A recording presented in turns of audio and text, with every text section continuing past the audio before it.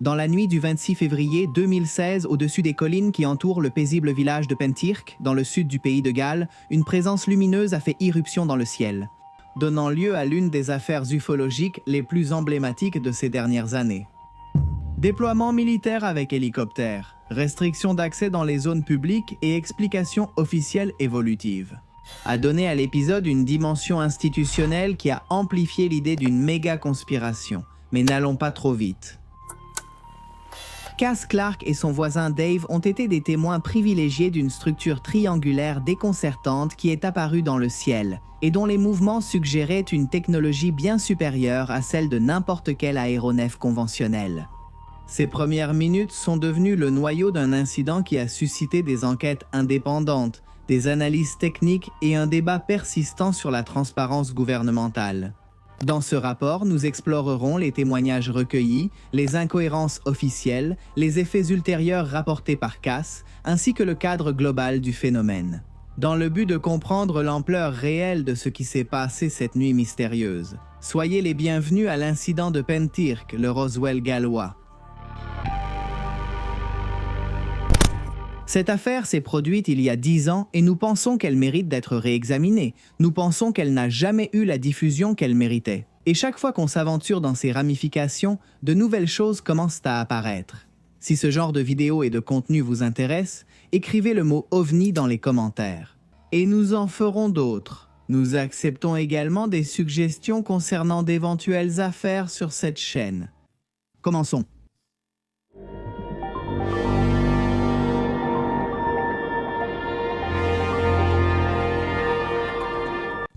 Commençons par un endroit très particulier. Pour comprendre les facettes de ce qui s'est passé ce mois de février-là, il est indispensable de s'arrêter sur la géographie, qui a servi de décor à tout le phénomène. Pourquoi? Simple. Pentirk occupe une position unique dans le sud du pays de Galles. Le village fait partie du comté de Rhondda-Cynon-Taf, et il se situe à quelques kilomètres au nord-ouest de la capitale galloise. Relié par des routes secondaires qui serpentent entre des collines douces et qui offrent de larges perspectives sur le ciel ouvert, ce n'est pas un détail anodin. Profitant de la combinaison d'un terrain irrégulier, d'une couverture forestière, d'un ciel dégagé et d'une faible densité de population, les collines qui entourent la localité, ainsi que des zones comme Smilongoods, constituent des espaces largement utilisés pour des exercices d'entraînement militaire. En fait, le sud du pays de Galles a depuis longtemps des liens avec des installations de défense et une activité aérienne régulière dans la région. Des bases et des couloirs utilisés par la Royal Air Force et par des unités de l'armée britannique y sont en activité, y compris des déploiements liés aux forces spéciales qui nécessitent des exercices nocturnes dans des environnements variés. Tout cela nous donne une indication. Les habitants de cette partie du pays sont, d'une manière ou d'une autre, habitués à ces activités. Ils savent à les reconnaître, comprennent comment elles fonctionnent et sont familiers avec leurs protocoles. C'est pourquoi ce qui s'est passé dans la nuit du 26 février 2016 a été doublement perturbant. Ceux qui étaient en alerte n'étaient pas des civils étrangers aux manœuvres militaires. Cette nuit-là, des citoyens, déjà habitués à gérer ce genre de situation, étaient certains que quelque chose de très inhabituel était en train de se produire. D'ailleurs, les voisins n'ont pas manqué de souligner, quelques heures plus tard, qu'en toutes les décennies passées à vivre là, ils n'avaient jamais été témoins de quelque chose de semblable. Il est également absolument nécessaire de préciser que, depuis différents endroits du village, les habitants avaient une vue sur le secteur où, plus tard, se concentreraient les témoignages sur des lumières anormales. Cela a permis à de nombreux témoins de s'accorder pour décrire une activité intense sur une bande précise de l'horizon. Nous ne parlons donc pas de témoignages isolés, nous parlons de l'un des cas avec la plus grande implication de la population civile. Avant d'entrer pleinement dans cette histoire extraordinaire, parlons d'un autre endroit qui finirait par devenir un point névralgique pour les théories qui émergeraient au fil des mois, le déjà mentionné Smilongoods. Ces forêts, situées à proximité, sont devenues une partie centrale du récit par la suite, puisque plusieurs témoins ont localisé dans cette zone la convergence d'hélicoptères, décrivant des mouvements descendants vers la masse forestière, et une impression de déploiement coordonné qui semblait se concentrer sur cet endroit. Un endroit où beaucoup affirment qu'un vaisseau venu d'un autre monde aurait pu avoir un accident. Il est probable que ce que vous allez entendre ensuite vous paraisse insensé, Je vous propose de ne pas juger les témoignages et de prêter attention aux enquêtes que nous allons présenter ensuite. Parce que oui, c'est insensé, mais cela ne veut pas dire que ce soit forcément faux. Les témoins principaux au centre de l'affaire sont Cass, Clark et Dave, tous trois résidents de Pentirk, et dont l'expérience de cette nuit-là est devenue le noyau autour duquel s'est articulée l'enquête ultérieure. Le récit de ces personnes a offert une reconstitution détaillée des événements et a fourni une séquence temporelle permettant d'ordonner les sons, les lumières et les mouvements des aéronefs dans un cadre cohérent. Cass se trouvait chez lui lorsque, au petit matin, de fortes détonations commencèrent à secouer l'air. L'intensité des détonations l'a poussé à sortir à l'extérieur avec son voisin Dave, afin d'observer directement ce qui se passait au-dessus des collines. Sur certains réseaux sociaux, d'autres voisins ont exprimé leur curiosité, même s'ils savaient que la présence des militaires dans la région n'avait rien d'inhabituel. Comme nous l'avons déjà dit, il est vrai qu'ils n'avaient pas reçu de notification annonçant d'éventuels exercices, c'est pourquoi l'inquiétude n'a pas tardé à s'installer. La différence, c'est que tandis que beaucoup, poussés par la peur, ont cherché à fermer les fenêtres et à barricader leurs portes, Cass et Dave ont décidé de s'aventurer dans la nuit noire depuis le jardin de leur maison. Et avec une ligne de vue relativement dégagée vers le secteur de Smilock Goods, tous deux ont vu quelque chose qui allait les laisser bouche bée à jamais. Selon leurs témoignages, ils ont pu voir ce qu'ils ont décrit comme une formation lumineuse de grande taille, qui prenait une silhouette triangulaire bien définie. Arrêtons-nous là-dessus quelques secondes. Cass s'est lassé de répéter que la Grande Pyramide ne s'est pas approchée depuis un point précis, mais qu'elle a commencé à se matérialiser dans les airs. Comme si elle s'était frayé un chemin à travers un pli du firmament, tout simplement, cette structure semblait avoir brisé la réalité pour se placer au-dessus de leur tête. La deuxième chose à prendre en compte, c'est que nous ne parlons pas d'un simple point dans le ciel. D'un mastodonte de 300 mètres de côté qui s'est dressé majestueusement sans faire le moindre bruit.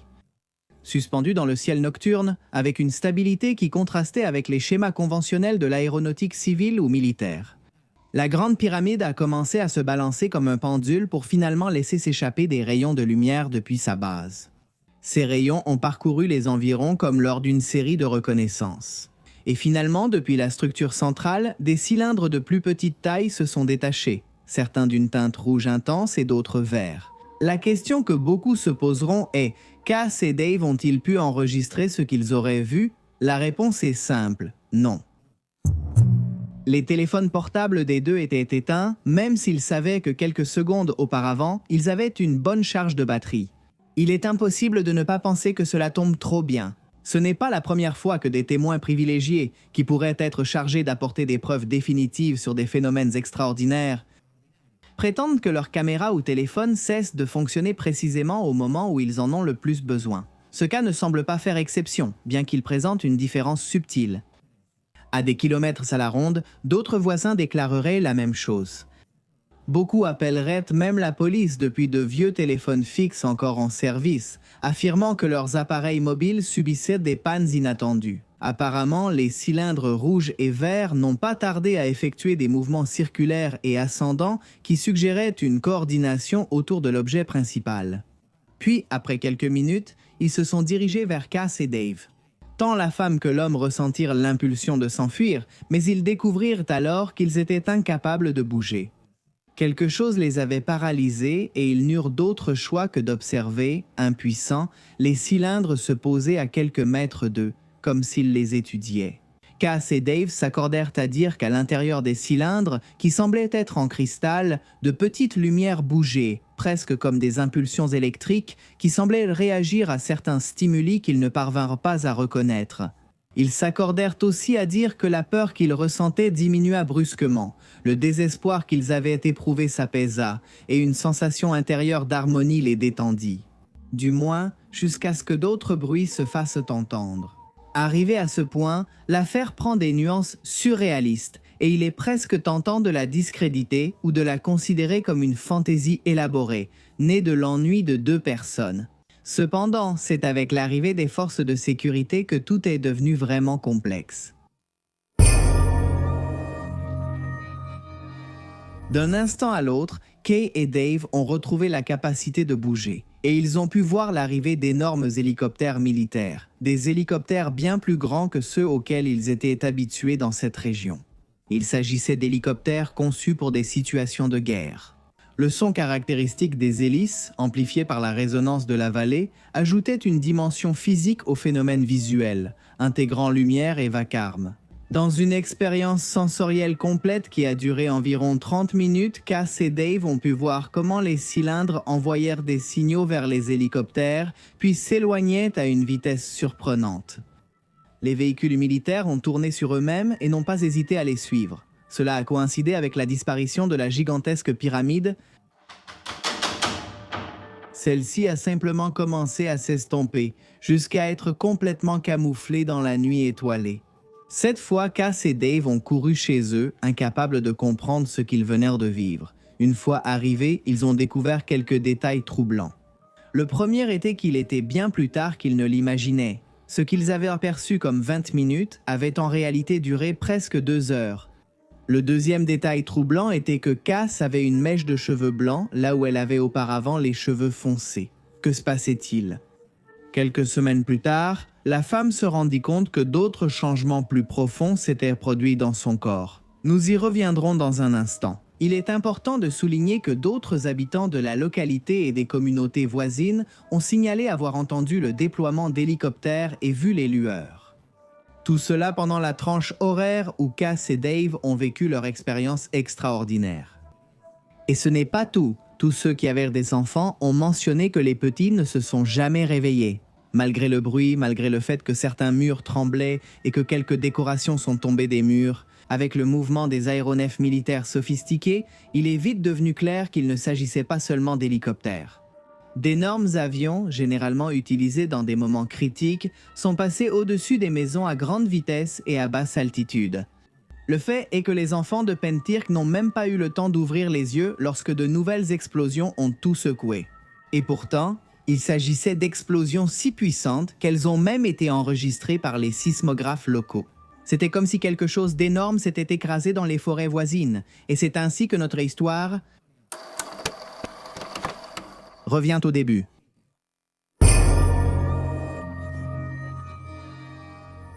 Après la nuit du 26 février, l'épisode cessa d'exister uniquement dans la mémoire de ceux qui avaient levé les yeux vers le ciel et commença à prendre forme. Sous forme d'enregistrement, de capture d'écran et de reconstitution numérique, autant de traces qui cherchaient à consigner cela sous forme de données concrètes. Ce qui, pendant une demi-heure, s'est déployé au-dessus des collines de Pentirk. Le ministère de la Défense du Royaume-Uni a ensuite fourni une explication officielle, décrivant l'événement comme un exercice planifié impliquant le lancement de fusées éclairantes suspendues à des parachutes. Ces fusées éclairantes étaient censées descendre lentement et projeter une lumière intense sur des zones spécifiques du terrain, facilitant ainsi la coordination des troupes au sol.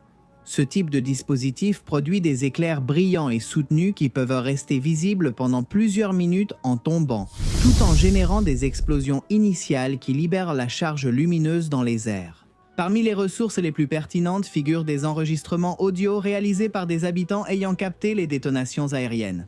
Avec une clarté suffisante pour distinguer la séquence et la puissance relative de chaque explosion, créant ainsi un enregistrement qui serait ensuite analysé par des chercheurs indépendants désireux de déterminer si la cadence et la résonance correspondaient à l'usage de ces fusées éclairantes ou à un autre type d'activité.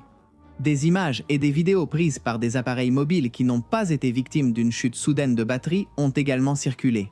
Cependant, la distance et l'obscurité ont limité la netteté des enregistrements visuels, donnant lieu à des points lumineux suspendus sur un fond sombre, dont l'interprétation dépend en grande partie du contexte narratif dans lequel ils s'inscrivent.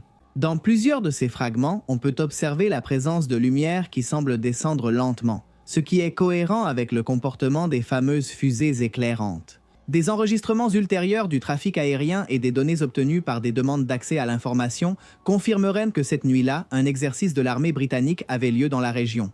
Parmi les aéronefs identifiés à cette fin, on trouvait effectivement des hélicoptères Puma et Chinook, des modèles habituellement utilisés pour le transport tactique de troupes et les opérations spéciales. La capacité de ces aéronefs à se déplacer de manière stable en situation d'évasion en fait des outils essentiels pour l'entraînement. Conclusion, la combinaison de ces plateformes aériennes avec des explosions simulées et des fusées éclairantes à haute intensité lumineuse. Il faisait partie d'un exercice supposé appelé Caméléon, dont l'objectif était de recréer des scénarios d'insertion et d'extraction en terrain complexe pendant la nuit. Avec cela, le gouvernement entendait mettre fin aux premières spéculations que l'incident aurait pu susciter. Cela semblait être une affaire classée, même si tout le monde n'était pas d'accord. L'intensité du déploiement, ajoutée à la simultanéité entre les lumières suspendues et les mouvements des aéronefs, a donné à plusieurs témoins l'impression d'une interaction directe entre les hélicoptères. Et un objet central de plus grande dimension. Une interprétation qui a été renforcée par l'impression de stabilité que certains ont attribuée à la formation triangulaire observée. De plus, la version officielle n'expliquait pas d'autre chose.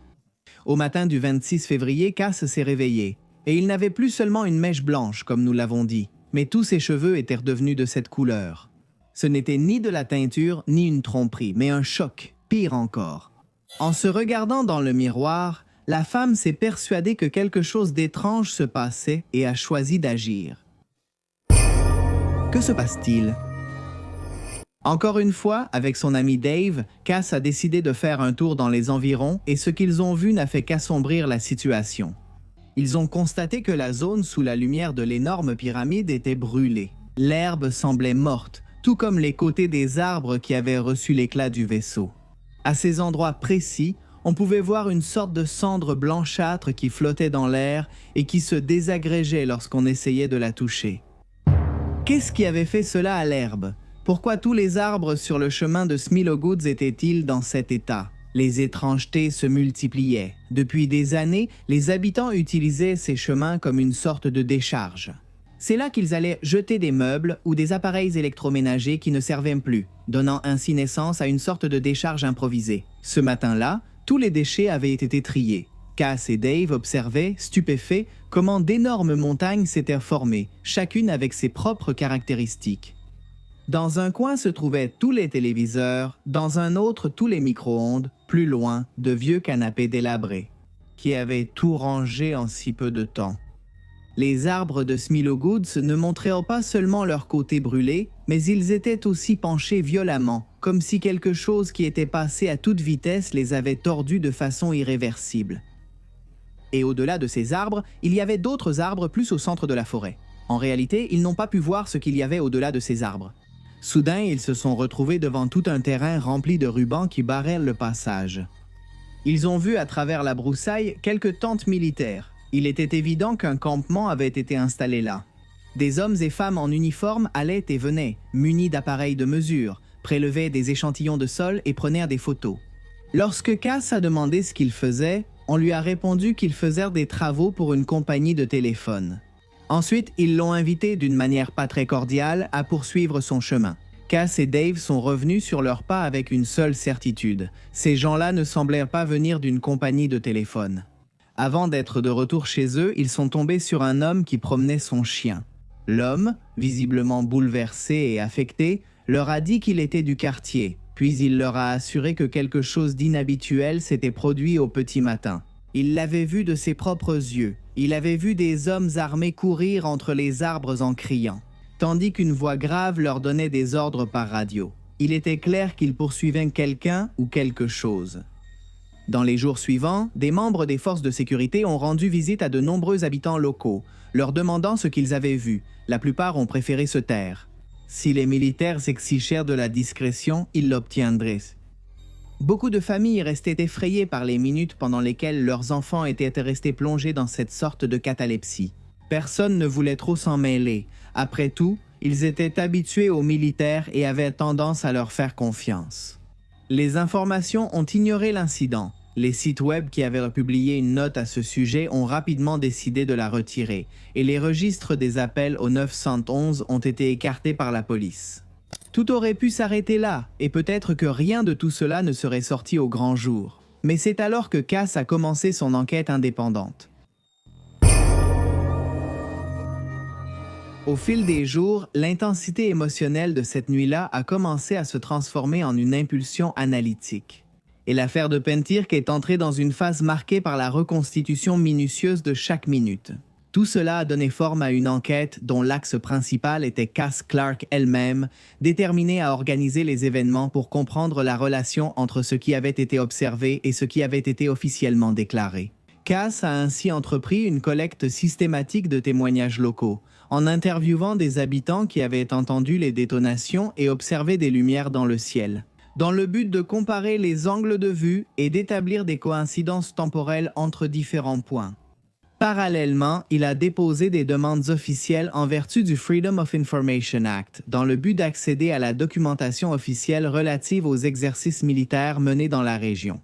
Le 26 février 2016, les réponses officielles ont fourni des dates, des types d'aéronefs et la nature générale de l'exercice, tout en gardant des réserves sur certains détails opérationnels. Équipé de appareils portatifs de mesure du rayonnement ambiant et guidé par la reconstitution précise des points où l'activité aérienne avait été la plus intense. Certains chercheurs indépendants ont signalé des relevés de radioactivité supérieurs à la moyenne habituelle de la région rurale environnante. Mais pourquoi? Qu'est-ce que les civils ignoraient? Y avait-il un danger dont personne ne les informait? D'autres analystes ont souligné que lors d'exercices conventionnels, les forces armées publient généralement des communiqués à l'avance ou, au moins, après coup, avec un niveau de détail opérationnel permettant de rassurer la population et de maintenir la cohérence institutionnelle, alors que dans ce cas, les explications sont apparues de façon fragmentée, s'adaptant à la pression médiatique et à la circulation des témoignages sur les réseaux sociaux, ce qui a alimenté l'hypothèse d'une gestion réactive plutôt que planifiée. Divers observateurs ont souligné que le déploiement militaire s'est effectué avec une rapidité et une fermeté qui dépassaient la réponse habituelle lors d'exercices programmés, y compris l'établissement de périmètres de sécurité et la restriction d'accès à des zones publiques qui, en temps normal, nécessiteraient une coordination préalable avec les autorités civiles et des notifications officielles, surtout lorsqu'il s'agit d'espaces ouverts à la circulation ou à des activités récréatives. Une fois de plus, l'installation de points de contrôle et la présence de personnel armé dans des zones de circulation habituelles. Cela a donné l'impression que la procédure répondait à un événement imprévu de haute priorité stratégique. Des témoins ont décrit des véhicules sans identification visible et des procédures menées avec une précision qui suggérait un protocole technique défini, y compris le retrait soigneux d'objets qui n'ont jamais été officiellement catalogués. D'autres mensonges ont vite été révélés. Le gouvernement avait envoyé plus d'appareils que ceux déclarés. On a appris par la suite que dans la zone, il y avait des avions d'élite et d'autres équipés de grands radars. On a même utilisé des avions qui, selon les registres du pays, étaient déjà hors service. Il s'agissait essentiellement d'avions fantômes. De nombreuses personnes qui ont souhaité rester anonymes ont raconté à Cass qu'elles avaient vu des hélicoptères en feu. Avec tout cela en main, Cass a pu confirmer que le comportement des autorités militaires pendant et après l'événement était plutôt erratique et contradictoire. Mais alors, que s'était-il passé? Cette nuit-là, il y a eu une sorte d'affrontement. Avec qui? Les registres des hôpitaux ont également été falsifiés et les caméras de sécurité autour des zones de conflit étaient hors service, précisément au moment clé. Cass se sent incapable de donner des réponses définitives.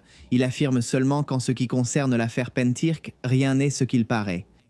En suivant de près les rapports, de nombreux ufologues sont arrivés à la conclusion que ce qui s'est passé cette nuit-là au pays de Galles s'était déjà produit ailleurs.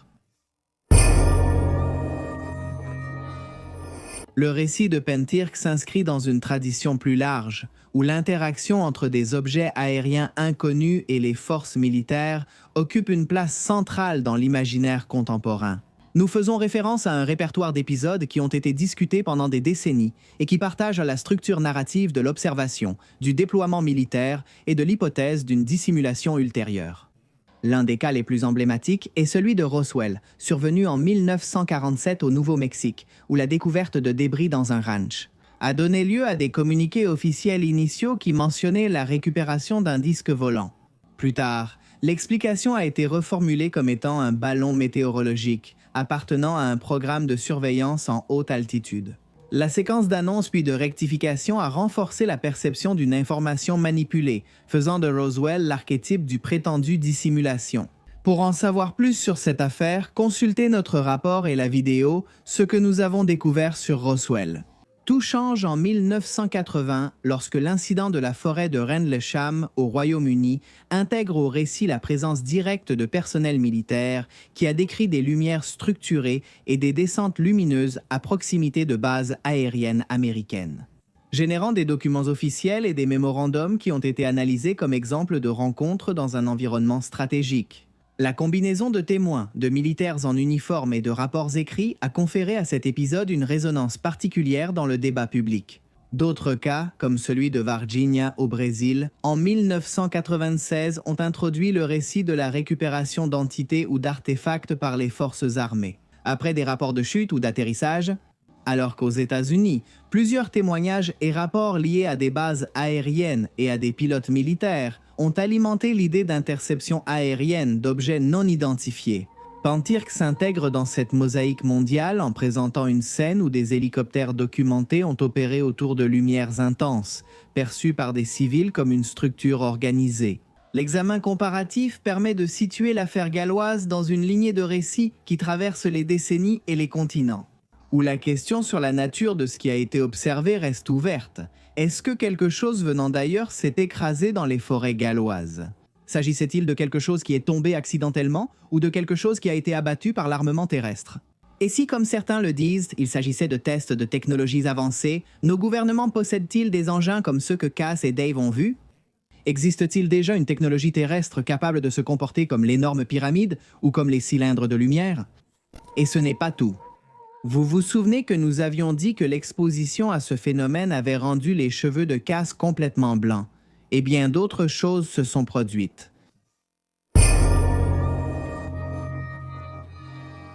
Dans les mois qui ont suivi l'incident, lorsque l'intensité du déploiement aérien faisait déjà partie des archives et des débats, Cass Clark a commencé à raconter une dimension plus intime de son expérience, une qui déplaçait le centre d'attention du ciel vers son propre corps, comme si la nuit du 26 février avait laissé une empreinte qui transcendait l'observation extérieure et s'installait sur le plan physique. Selon son témoignage public, après l'incident, il a commencé à remarquer des épisodes récurrents d'interférences avec des appareils électriques dans son environnement immédiat. Il a décrit des situations où les lumières s'éteignaient lorsqu'il s'approchait. Par exemple, il a parlé d'ampoules qui tombaient en panne avec une fréquence inhabituelle, ou d'appareils électroniques qui subissaient des altérations momentanées de leur fonctionnement. Lorsqu'elle manifestait un changement d'humeur, Clark interprétait ces manifestations comme la possible conséquence d'une exposition, d'une sorte d'énergie pendant l'événement. Une hypothèse qui s'inscrit dans la tradition ufologique, où certains témoins rapportent des effets physiologiques ou électromagnétiques après des rencontres rapprochées. Ce type de récit trouve des antécédents dans des expériences classées comme des rencontres du deuxième type, où, en plus de l'observation visuelle, on signale des perturbations dans les systèmes électriques, des interférences radio ou des pannes temporaires de véhicules. La notion de charge résiduelle ou d'interaction énergétique fait partie d'un cadre interprétatif qui cherche à expliquer les phénomènes survenant après une observation. D'un point de vue technique, les pannes électriques domestiques peuvent être dues à de multiples variables liées au câblage, aux fluctuations de tension ou à l'usure des composants. Bien que pour Cass, la coïncidence temporelle avec l'incident ait donné à ces épisodes une signification particulière. La femme affirme qu'au fil du temps, grâce à des examens qu'elle a réalisés, elle a pu découvrir que son cerveau présentait des pics d'activité électromagnétique inhabituels. Comme si elle n'était rien d'autre qu'un simple transmetteur d'informations. Mais dans quel but? Ou quelqu'un voulait-il la surveiller? L'utilisait-on comme une antenne? Au-delà de cela, Cass a déposé une série de plaintes dans les commissariats proches de chez elle. Elle a affirmé se sentir poursuivie par des véhicules étrangers au village, a pris des photos de personnes qui surveillaient soi-disant sa maison et a déclaré avoir été victime de tentatives de meurtre. Simple paranoïa, ou quelqu'un cherche-t-il vraiment non seulement à la discréditer, mais aussi à l'éliminer? Qu'en pensez-vous? Des conclusions? Aujourd'hui, les paroles de Cass suscitent autant d'intérêt sincère que de scepticisme critique. Son travail de récupération de données, d'entretien et de demandes officielles d'informations a constitué une archive qui continue de circuler dans les espaces dédiés à l'analyse de l'affaire. Et elle est entrée dans le circuit des enquêtes civiles qui examinent les événements liés à l'activité aérienne militaire. La localité même de Pantirk a intégré l'épisode à son histoire récente, avec des habitants qui se souviennent de cette nuit comme d'un événement extraordinaire. En raison de l'intensité sonore et visuelle qui s'est déployée sur les collines, indépendamment de l'interprétation finale que chacun adopte, le paysage est resté inchangé dans son apparence quotidienne. Bien que la mémoire collective garde le souvenir d'avoir assisté à une scène qui, pendant une demi-heure, a transformé le ciel en un espace d'activité vibrante et énigmatique. Le dossier de Pentirk a commencé à circuler lors de conférences, dans des documentaires et sur des forums spécialisés, comme une référence contemporaine qui illustre la complexité d'interpréter des phénomènes observés à proximité d'exercices militaires. S'agissait-il simplement d'un malentendu, ou bien quelque chose d'aussi étonnant qu'exceptionnel s'est-il réellement produit? Alors que des incidents comme ceux-ci continuent de présenter les forces de sécurité comme des sources de tromperie, d'autres pensent que, depuis quelques années, les grandes sphères du pouvoir nous préparent à une révélation énorme et sans précédent. Oui, vous avez bien entendu, une divulgation ufologique avec des aspirations à la rigueur a commencé à prendre forme. Une hypothèse troublante soutient que le gouvernement des États-Unis mènerait un processus graduel de préparation psychologique et culturelle pour annoncer officiellement l'existence de la vie extraterrestre et un certain type de contact déjà établi? Une révélation qui, par son ampleur historique, exigerait une transition soigneusement gérée afin d'éviter un choc social, un effondrement institutionnel ou une crise de foi à plusieurs niveaux. Ceux qui soutiennent cette théorie citent comme indice la déclassification progressive des archives militaires, la création de bureaux officiels dédiés à l'étude des phénomènes aériens non identifiés au sein du Pentagone, les audiences publiques au Congrès, où des pilotes et d'anciens fonctionnaires ont témoigné sous serment avoir été témoins d'objets dotés de capacités technologiques extraordinaires, et l'utilisation délibérée du terme PAN pour remplacer OVNI, ce qui donne un cadre technique et moins folklorique au phénomène, l'intégrant au discours institutionnel et l'éloignant du domaine de la spéculation marginale. Dans cette optique, chaque rapport publié, chaque vidéo diffusée, chaque déclaration soigneusement rédigée fonctionnerait comme une étape dans une stratégie de normalisation. Ainsi, la possibilité d'intelligence non humaine serait introduite dans l'imaginaire collectif, de manière progressive. Elle commencerait à s'intégrer comme une hypothèse plausible dans le débat scientifique et géopolitique contemporain. En toile de fond, se dessine un scénario dans lequel l'annonce officielle n'apparaîtrait pas comme une surprise soudaine, mais comme l'aboutissement d'un processus d'adaptation préalablement induit. Un moment soigneusement calculé où l'humanité recevra la confirmation que son histoire a toujours été accompagnée par une présence extérieure. Peut-être, si cela arrive, pourrons-nous avoir plus de certitude sur ce qui s'est passé à Pentirk il y a une décennie. Nous pourrons savoir dans quelle mesure Kaz avait raison, et peut-être saurons-nous si cette immense pyramide volante a réellement existé ou non. En attendant, l'affaire reste ouverte.